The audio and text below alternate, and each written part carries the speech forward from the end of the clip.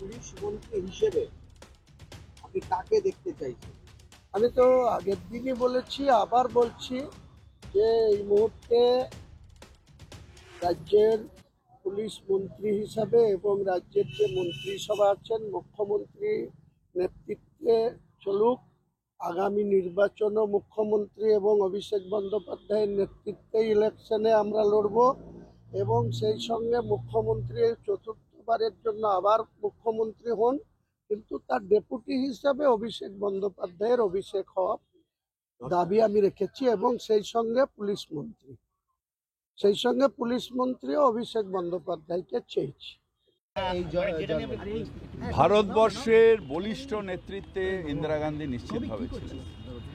শুধু ভারতবর্ষ নয়, পৃথিবীতে ভারতবর্ষের সম্মান করেছিলেন। এরা অফ ন্যাশনালাইজেশন, আজকে এরা অফ প্রাইভেটাইজেশন। তখন আমরা অ্যাকোয়ার করতাম, এখন আমাদের ভারতবর্ষ সেল করে যাচ্ছে। এবং মণিপুরও ভারতবর্ষ যেভাবে ইন্দিরা গান্ধীর সময় যে বলিষ্ঠ পদক্ষেপ ছিল করেছেন, আজকে শুধু ডিভাইড অ্যান্ড রুলের পলিটিক্সে সাম্প্রদায়িকতার শিকারে আজকে মণিপুর কেন ভারতবর্ষের অনেক জায়গায় জ্বলছে আগুন, অথচ সেন্ট্রাল গভর্নমেন্ট তার কোনো খেয়াল নেই। তারা হাঁ করে বসে আছেন। তাদের নিজেদের সাপোর্টেড সরকার, তাদের নিজেদের অ্যালাই, তারা ফেল করছে। আর অমিত শাহ মিটিং, অলরেডি আমরা কলকাতায় বায়ু দূষণ নিয়ে যা যা স্টেপ তুলেছি, আমরা আগের থেকেই স্টেপ নিয়েছি। আজকে আমার একটা পোস্ট দেখবেন, তাতে রয়েছে যে আমরা দিল্লি হতে দেব না, আমরা কি করছি আর মানুষের সাহায্য কিসে যাই। যেরকম কম ইউজ অফ ফসিল ফুয়েল, মানে গাড়ি আননেসেসারি বার করবে না। পুরনো বাস এখন বেশি না চালানো উচিত।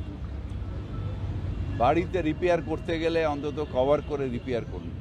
এই মানুষের কাছে এই সাহায্যগুলো চেয়েছি। আর আমরা যেরকম স্প্রিংকলার দেওয়া, ফগ মেশিন দেওয়া দিয়েছি, দু একটা পয়েন্ট ছাড়া কিন্তু এখনও আমাদের কন্ট্রোলের মধ্যে বায়ু দূষণ আছে। আসলে এখন না একটা অরাজকতা তৈরি হয়েছে। এটা শুধু এখানে না, সারা ভারতবর্ষ জুড়ে একটা অরাজকতা, একটা ইরিটেশন হচ্ছে মানুষের মধ্যে। তার কারণ একটা গভর্নমেন্ট তারা ফর দ্য পিপল হবে। একটা গভর্নমেন্ট যদি শুধু ডিভাইড অ্যান্ড রুল, দাঙ্গা, মারপিট, হেট্রেড পলিটিক্স করে, আস্তে আস্তে এটা পেনিট্রেট হয় মানুষ। মমতা ব্যানার্জি বলিষ্ঠ নেতৃত্ব দিতে সক্ষম এবং বলিষ্ঠ নেতৃত্ব দিচ্ছেন। একটা আধটা ঘটনা ক্রিমিনালের, সেটা সারা জীবন ছিল।